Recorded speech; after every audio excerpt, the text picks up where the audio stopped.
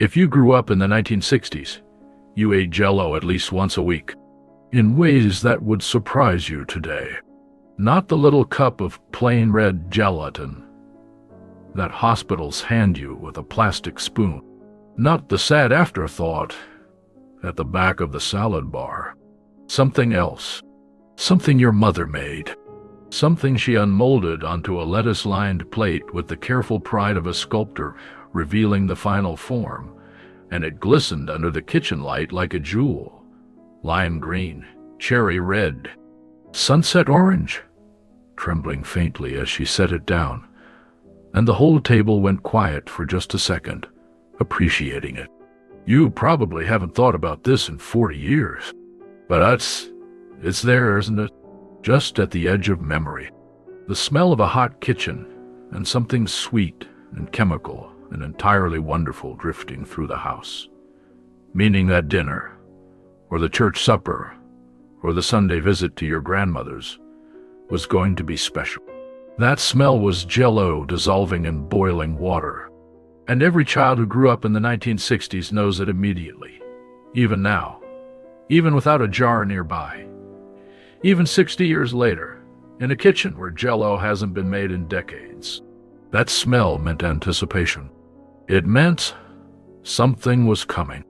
And what was coming would be bright and trembling and cold. And it would sit on the table like the most cheerful object in the room. There was a time, and this is not an exaggeration, though it may feel like one now, when Jell-O was served at nearly every communal meal in America. Church suppers and holiday dinners, potlucks and birthday parties, funerals and baby showers, Tuesday night dinners, when your mother wanted to do something nice without spending money she didn't have. Jell-O crossed class lines. It crossed regional lines. It sat equally comfortable on a paper tablecloth in a church basement and on a white linen cloth in a formal dining room. It was, for a time that lasted roughly from the end of the Second World War through the middle of the 1960s, the closest thing America had to a national dish, not for its flavor alone, but for what it meant to make, for what it said about the woman who brought it. There was one flavor that appeared on grocery shelves for only a few years, and then vanished entirely. And if you remember it, you are part of a small, specific group of people who know something most of the world has completely forgotten. But we'll get to that. First, the molds. You remember the molds. Every American household in the 1960s had at least one, and many had a collection, tucked in a cabinet below the counter, nested together, heavy and particular, and saved for company. The copper molds were the prestige ones. Ring-shaped, or fish-shaped, or fluted in the style of a bundt cake, they hung on kitchen walls in some homes like decorative art, because they were decorative art. Because they were decorative art. When you ran the warm water over the outside and tilted the cold Jell-O within, there was a moment of held breath. Your mother holding the plate against the inverted mold, pressing gently, willing the gelatin to release, and then the sound. A wet, soft pop, like a tiny sigh of surrender, and the mold lifted away, and there it was, shimmering. Perfect. Bewonder. Perfect. The shape preserved in every ripple and flute of the copper, the surface beaded with cold. That sound, that particular, intimate, domestic sound. If you heard it right now, you would know it immediately. The ceramic ring molds were more common than the copper ones, and they had a kind of humble dignity. They came in cream and pale yellow, and occasionally a faded turquoise, and they smelled faintly of old refrigerators and dish soap. And they were used so many times that you could map a family's decade of Sunday dinners in the pale stains along their inner walls. Then there was the Tupperware mold, the plastic one with the locking lid, in harvest gold or avocado green, which was a later acquisition for many households, and which was practical and reliable, and could go to the potluck and come back safely, which was more than you could say for the copper ones. And for the simplest preparations, the everyday ones, there was the glass serving bowl, a wide, clear bowl that would be filled and set in the refrigerator and brought to the table as is. The Jell-O scooped out with a large spoon, less dramatic than the unmolded kind, but no less beloved. Do you remember which mold your mother used? Chances are you do. Not the brand or the size exactly, but the shape, the fish, the ring, the dough. And you remember where it lived in the kitchen. And you remember the sound it made when she set it on the counter, and the way she ran the hot water and counted quietly. And you stood nearby hoping that this time it would come out perfect. Most of the time, it did. The Jell-O flavors of the 1960s were not the muted, restrained flavors of the modern palate. They were vivid. They were confident. Strawberry was an assertive, red candy sweetness that bore only a loose relationship to the actual fruit. Raspberry was darker, more perfumed. Lime was almost aggressively green-tasting, like a lime imagined by someone who loved the idea of limes more than the reality. Lemon was bright and faintly tart. Orange was summer, in a box. Cherry was the one the children asked for first. Black cherry appeared in the late years of the decade, and grape somewhat earlier. And mixed fruit occupied that pleasant, inoffensive middle ground that made it the reliable workhorse of the church supper circuit. And then there was the other one, celery-flavored Jell-O. It sounds like a joke now. It was not a joke. It appeared on grocery shelves in the early 1960s and was intended for the savory side of the Jell-O world, the aspics and vegetable molds that were, at the time, entirely mainstream and taken completely seriously. If you remember finding a box of celery-flavored Jell-O at the back of your mother's pantry, if you remember the slight bewilderment you felt reading the box, you are among the few. It was discontinued quietly, without ceremony, and the people who used it moved on to tomato aspic and vegetable combinations and never spoke of it again. But it existed. It was real. It was not invented for comedy. It was invented for women who were making very serious savory gelatin salads and needed a neutral, faintly vegetal base to work with. The savory side of the Jell-O world is the part that seems most alien today, and it is the part that most deserves your attention, because it represents the greatest creative achievement of the Jell-O era. And it was entirely the invention of American women working within the domestic cuisine of their time. Consider the tomato aspic, made with lemon Jell-O and veg juice, sometimes with a splash of Worcestershire, sometimes with a few drops of hot sauce, sometimes with tiny pieces of celery or green olives suspended within. It was poured into a ring mold and chilled overnight and unmolded onto a bed of lettuce, and served at lunch, and at ladies' events, and at most reliably, funerals. The tomato aspic was the dish that appeared at every American funeral in the 1960s. And if you are of the right age and the right background, you do not need to be told this. You know it. You remember it exactly. You remember the long tables in the church hall, the covered casseroles, and the wrapped plates, and in among all of it, the tomato aspic, quivering slightly. Faintly savory, perfectly appropriate. No one ever thought to ask why it was the funeral dish. It just was. No one assigned it. No committee voted. It accumulated this role through 1,000 quiet gestures of women who brought what they knew how to make beautifully. And what they knew how to make beautifully was gelatin. And at a funeral, the tomato aspic, with its deep garnet color and its savory weight, felt right in a way that lime Jell-O with pineapple did not. It had gravity. It had restraint. It communicated condolence in a language that did not require words. You are probably thinking of a specific funeral right now. The dish that was carried to every funeral, every church basement supper, every wedding reception and baby shower, and no one ever paused to examine why, was not always the same dish. But it was always gelatin, and it was always made by someone who had thought about it, who had decided which mold, who had planned the day before. Gelatin required planning. You could not make it the morning of. It needed overnight in the refrigerator, which meant the woman who brought it had been thinking about this gathering and about what she wanted to bring to it the day before it happened. There is something quietly beautiful in that. A day in advance, in her kitchen, thinking of the people who would be there. The joys of Jell-O cookbook. The small spiral-bound one with the glossy full-color photographs.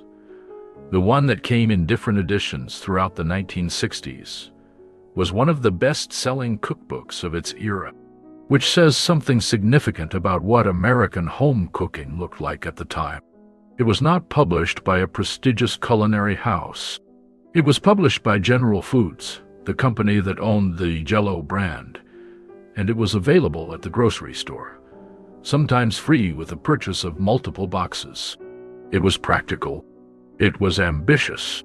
It treated gelatin cookery with the complete seriousness that gelatin cookery deserved. Flip through it.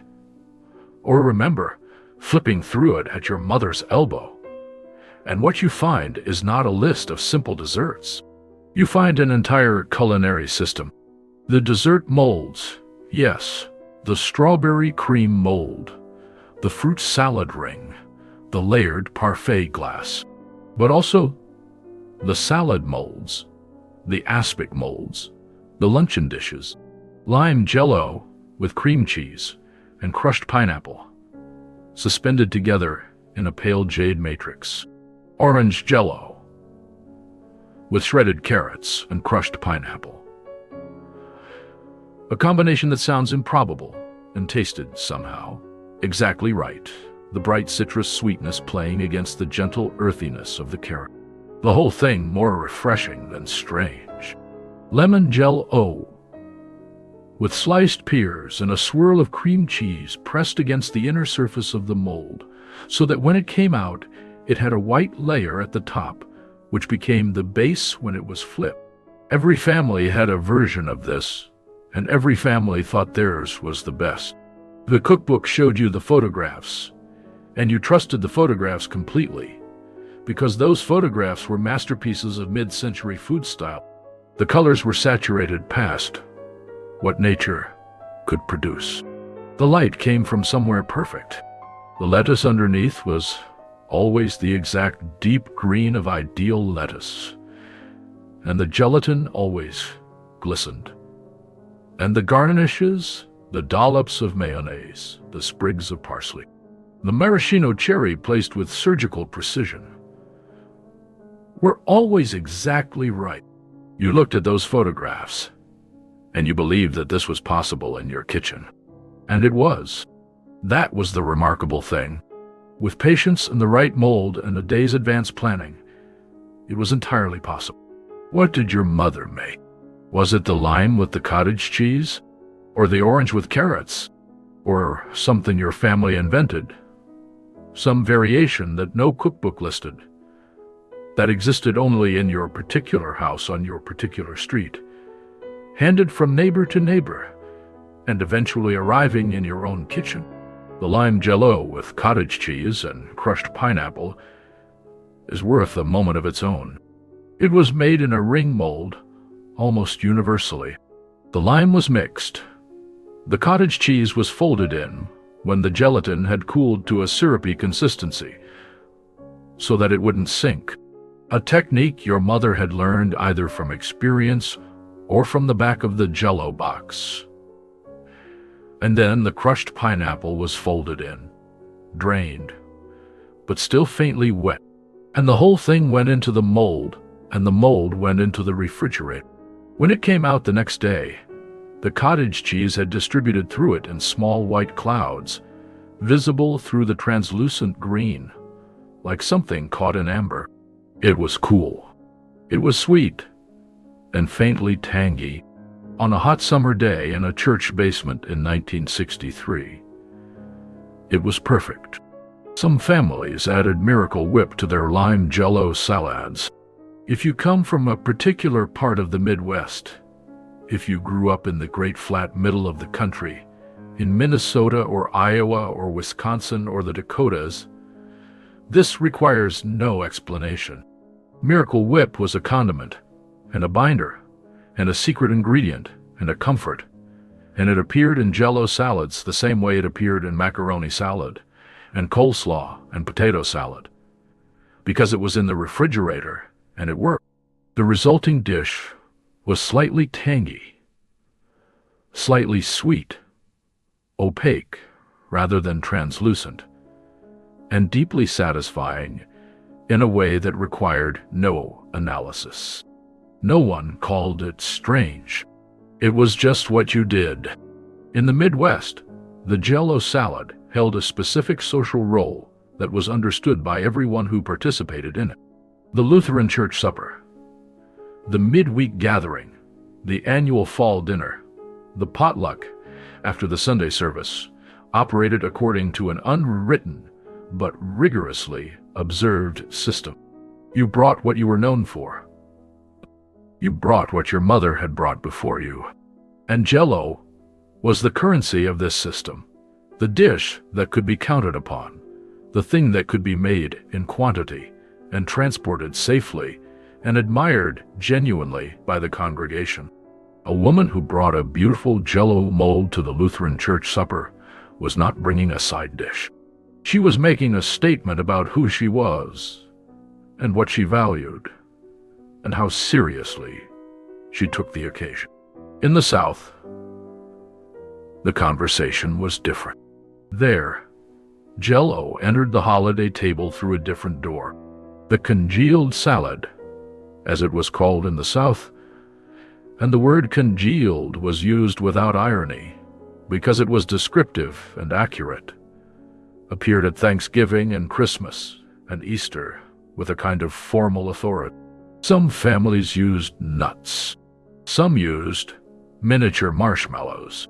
Some added cream cheese beaten smooth, folded in for richness and for the white layer it produced. Southern versions tended toward sweeter and richer, toward the dessert end of the spectrum, even when placed on the savory side of the table. And there was a Southern community-specific version of the tomato aspic that added cream cheese and Worcestershire, and appeared at funerals with an almost identical inevitability to its Midwestern counterpart, translated into a slightly different flavor profile, but carrying the exact same meaning. Every family had a version of this, and every family thought theirs was the best. The Jell-O serving ritual at communal meals was its own choreography. You did not simply hand someone a bowl of Jell-O. You carried it. The dessert cups, the small glass cups that held individual portions, were carried from the refrigerator with both hands by the woman of the house or by the child who had been given the honor of carrying them. The cool, smooth glass against their palms, the slight tremor of the gelatin inside, telling them to walk carefully. Don't rush. Hold it level. There was ceremony in this. There was a child's sense of carrying something precious and slightly alive. If you were trusted to carry the Jell-O cups to the table as a child, you know exactly what this felt like. The weight, the wobble, the pride. By the middle of the decade, General Foods had expanded the Jell-O line in directions that would have seemed improbable a generation earlier. Yellow instant pudding, available in chocolate, vanilla, butterscotch, and lemon, was already a fixture of American kitchens, made by beating cold milk into the powder until it thickened. No cooking required. Ready in 5 minutes and chilled in 20. It produced a dessert that was smooth and sweet and intensely flavored in that specific, concentrated, powdered mix way. And it was served in dessert cups or spooned into pie shells. And it was extremely popular because it was easy and reliable, and children adored it. And then came Jell-O. 1, 2, 3. This was the innovation of the late 1960s that caused a quiet revolution in American kitchens. You made it from a single box, a single flavor, usually strawberry. And when you beat it with ice water at a certain temperature, it separated into 3 distinct layers as it chilled. A clear gelatin layer at the bottom layer, a creamy middle layer, and a lighter, foamy top layer. 3 layers from one box. The effect in the serving bowl, or the individual glass, was genuinely beautiful. The colors graduated from vivid to pale to nearly white. It looked like something from a restaurant. It looked like something from the glossy photograph in the cookbook. And you made it yourself from one box, and it worked. The Jell-O parfait of the late 60s was different. That was a composed dessert, usually built in a tall glass, with layers of Jell-O and whipped cream, or Cool Whip, alternated carefully. Each layer given time to set before the next was added. The total effect, a striped column of color, and white that had to be carried to the table very carefully indeed. It required patience. It required planning. It required the same focused domestic attention that the molded salads had always required. And it was beautiful. And it tasted, to a child in 1967 or 1968, like the best thing in the world. Well, you probably haven't thought about the Jell-O parfait in decades. But somewhere in your memory, there is a tall glass with stripes of red and white, and a long spoon, and a taste that is summer and childhood and kitchen in your mother's hands. Knox blocks. The thick, almost solid gelatin squares made with twice the normal amount of gelatin powder and cut into cubes or shapes, appeared in the mid-60s as a finger food for children and became immediately beloved. You could pick them up. You could stack them. You could hold them in your small hand and feel them resist the warmth of your fingers, firm enough not to dissolve, but still cool and slightly slick on the outside. They were made in a shallow pan and cut with a knife or pressed out with small cookie cutters. And they wobbled when you tapped the pan but held their shape when you picked them up. And they were a revelation to any child who had previously only known Jell-O as something carried carefully and eaten with a spoon. But let us go back to the molds. Let us go back to that moment, the one your mother performed and which you watched from the doorway of the kitchen, or from your chair at the table, or from wherever you stationed yourself when something important was happening in the kitchen. She had made it the night before. She had mixed the Jell-O. She had added whatever she was adding. The fruit, the cheese, the vegetables suspended in their bright matrix, and she had poured it into the mold and covered it and put it in the refrigerator and let it set overnight while the house went quiet around. And now it was the next day, and the mold came out of the refrigerator cold and heavy. She ran warm water over the outside. Not too long, not long enough to melt the surface, just long enough to loosen it from the metal or ceramic, and she placed the plate over the opening of the mold, and she held the plate against the mold, and she inverted them together, and she held her breath. And then the sound, that wet, small, definitive pop out of where, and the mold lifted away. And there it was, wobbling slightly, perfectly formed, every flute and ridge of the copper preserved in the surface of the gelatin, the color bright in the kitchen light, a little beaded with cold, already beginning to lose that faint film of moisture it had released, settling into itself, becoming the thing it was meant to be. If it came out perfect, she exhaled. She might not have said anything. She might have just looked at it for a moment, and that look contained everything: the planning, the patience, the night of careful refrigeration, the morning of careful unmolding. And then she would arrange the lettuce beneath it and carry it to the table. And the children would already be watching from the doorway. Did your mother make it perfectly every time? Or do you remember the time it didn't come out cleanly? The time a section stuck and had to be pressed back with a wet finger and smoothed down. And she said not to say anything. And at the table everyone complimented it anyway. What was the most unusual Jell-O dish your family ever made? Because the range was extraordinary. On one end, the simple fruit cocktail suspended in cherry Jell-O, poured into a glass serving bowl, served with a dollop of Cool Whip.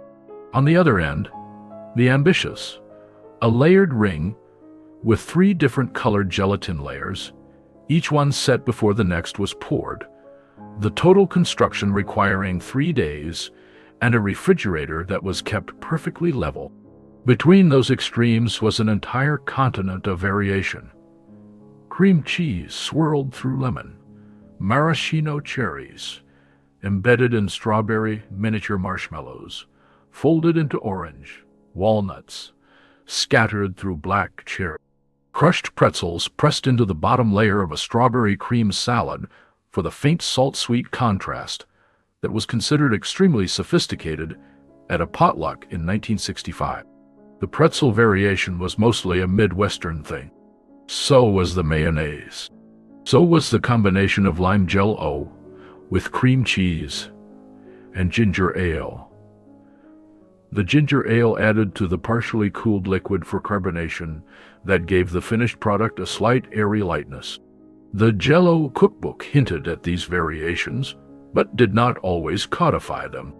They lived in the margin notes of the spiral-bound cookbooks, in the index cards tucked inside with handwriting in blue or black ballpoint, in the conversations between women at the church supper, who said quietly, when another woman admired a particular dish, "I'll give you the recipe," and meant it, and followed through. This is the part that deserves to be said plainly. The women who made these things were creative within a frame. They did not have the kitchens that later generations of home cooks would have. They did not have the pantry stocked with imported olive oil and specialty vinegars. They worked with what the grocery store carried, and what the budget allowed, and what the women's magazines, Good Housekeeping, Ladies' Home Journal, McCall's, told them was fashionable and achievable. And within those constraints, they made things of genuine beauty. The Jell-O mold was not a failure of imagination. It was an expression of imagination operating with precision and care inside a specific cultural and material context.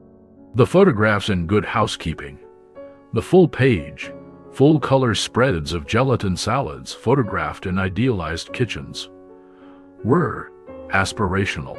But they were aspirational in a way that was also achievable. You could see the photograph, and you could buy the box, and you could follow the recipe and produce something that, on your own table, looked beautiful. Not exactly like the photograph, but beautiful. And it was yours, and you had made it. Did your mother have a special mold she brought out only for company? The one that lived at the back of the cabinet and only appeared on holidays or for guests? The one with the more elaborate shape? The fish, or the wheat sheaf, or the deeply fluted dome that took the colors of the gelatin more beautifully than the plain ring did? The one that required extra care in unmolding because it had more detail to preserve, more surface to release cleanly? The one that meant this gathering mattered. This meal is for people who are important to us. I am bringing out the good mold. The answer almost certainly is yes. You know which mold it was, and you know the feeling in the kitchen on the days it was brought out. By the late 1960s, something was beginning to shift. The change was slow, and for years it was invisible, because the Jell-O molds were still appearing at potlucks and church suppers and holiday tables. But underneath, something was moving.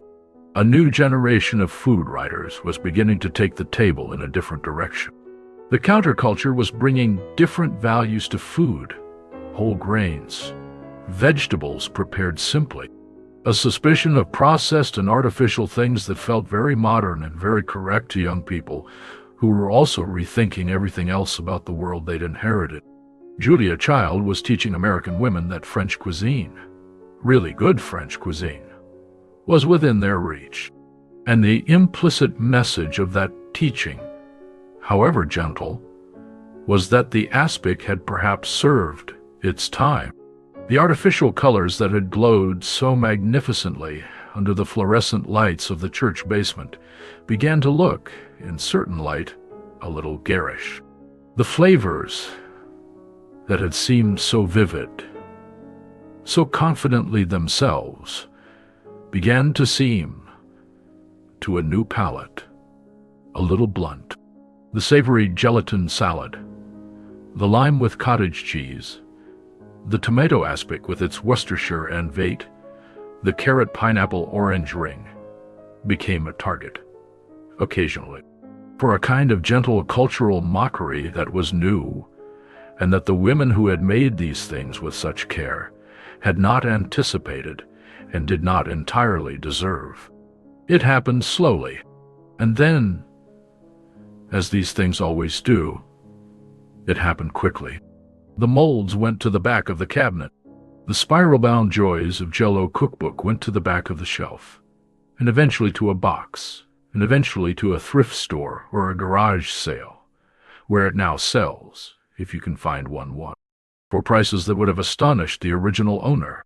The copper molds went to antique stores, where they now hang on walls in farmhouse-style kitchens as decoration, the implicit irony being that they were never meant to be decoration. They were meant to be used, to be pressed into service 3 times a month for people who were expected and people who mattered. The tomato aspic disappeared from the funeral table and was replaced by catered sandwich platters. The lime ring disappeared from the potluck and was replaced by pasta salads. The orange carrot mold disappeared from the holiday table without anyone planning its departure. No one announced it. No one held a ceremony. One decade, the Jell-O mold was at every table. The next decade it wasn't. And the women who had made them were in different circumstances, different kitchens, different stages of life. And the daughters who had watched them unmold those bright shapes onto lettuce-lined plates were now cooking from different books with different expectations about what food was supposed to look like and taste like and mean. But here's what stayed. The smell stayed. Whoa. That particular sweet chemical smell of Jell-O powder meeting boiling water. If you encountered it right now, in a kitchen, you would stop. You would stand still for a moment, and something would come back. Something would come back. Not a thought. Exactly. A feeling. The feeling of being in a kitchen that smelled like that, in a time when that smell meant something good was happening. When it meant anticipation.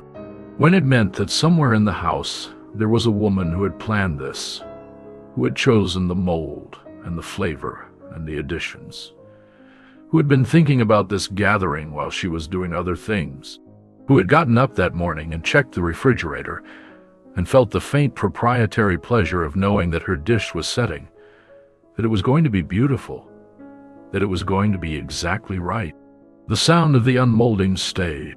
You can hear it if you concentrate. That soft, wet pop. That small surrender of the gelatin releasing from the mold. The brief held breath before the lift. And the exhale when the shape came out, clean and glistening and perfect. The weight of the dessert cup in small hands stayed. Not the Jell-O itself, which is gone, Not that particular lime-pineapple cottage cheese combination. Not that tomato aspic with its careful olives. Not that orange carrot ring with its swirl of cream cheese visible through the translucent surface. But the weight of carrying it carefully. The feeling of being trusted with something that could wobble and spill and had to be delivered intact. And delivering it intact. And setting it down. And being proud. The women who made these things are fewer now. Many of them are gone. They took with them the margin note recipes, the handwritten index cards, the precise knowledge of how long to run the warm water over the mold, and how to hold your breath, and how to tell from the sound whether it had released cleanly. They took with them the social knowledge, which dishes belonged at which occasions, which neighbor's lime ring was the best one on the street, whose tomato aspic was spoken of in reverential tones at the Ladies' Aid Society meeting. They had that knowledge completely. They held it with the same matter-of-fact competence with which they held everything else. The family budget, the children's schedules, the management of a household that had to run quietly and precisely and without outside acknowledgement every single day. The Jell-O mold was one small piece of that management. But it was the piece that was visible. It was the piece that traveled outside the house and represented them on the potluck table, on the church supper table, on the holiday table, on the grief-heavy table where people gathered after the funeral and tried to eat something, and the tomato aspic was there, doing its quiet, dignified work. Is there anything we make today that will be remembered as fondly 60 years from now? Think about that for a moment. Not cynically, not dismissively, genuinely. What is the dish that today's home cooks bring to every gathering? What is the thing that 60 years from now someone will describe in the way we are describing these bright, trembling, perfectly unmolded rings and molds? What will carry the memory of a specific smell, a specific sound, a specific weight in a child's hands? Maybe there is an answer. Maybe the flavors and forms of now will carry forward as powerfully as lime Jell-O carried forward into this conversation, into this moment, into the faint ache of recognition that you might be feeling right now. Or maybe what we're sitting with is something simpler than a culinary question. Maybe we're sitting with the understanding that the Jell-O mold was never really about the Jell-O. It was about the woman who made it. It was about the gathering. It was about the act of making something beautiful for people you cared about, with what you had available, in the time you had available, working within the constraints of your era, and your kitchen, and your budget, and your world. Every generation does this. The materials change. The techniques change. The colors and flavors and shapes change. But the impulse to bring something beautiful to the table, to do it deliberately, to plan it the day before, to carry it carefully, to set it down and watch the people you love look at it, that does not change. The Jell-O mold is gone from the center of the American table. The copper molds hang in antique stores. The spiral-bound cookbook sits in a box somewhere, its glossy photograph still perfect. The gelatin on those pages still glistening in the light that was probably artificial and probably photographed in 1963, and which captured exactly the world it was part of. And if you picked up that cookbook today, you would feel the weight of it, the specific light weight of a small spiral-bound book, slightly warped from kitchen steam, and you would smell, or almost smell, something sweet and chemical and entirely gone. And you would see a kitchen you know, and a table you know, and a mold your mother used, and you would understand, with a clarity that requires no analysis, exactly what was on that table and exactly what it meant. Something bright and trembling. Something that took a day to make and disappeared in minutes. Something that glistened. Something that, if you closed your eyes right now, you could almost taste. What was the most unusual Jell-O dish your family ever made? Did your mother have a special mold she brought out only for company? Tell us in the comments. We'd love to hear what was on your table. What were? All right.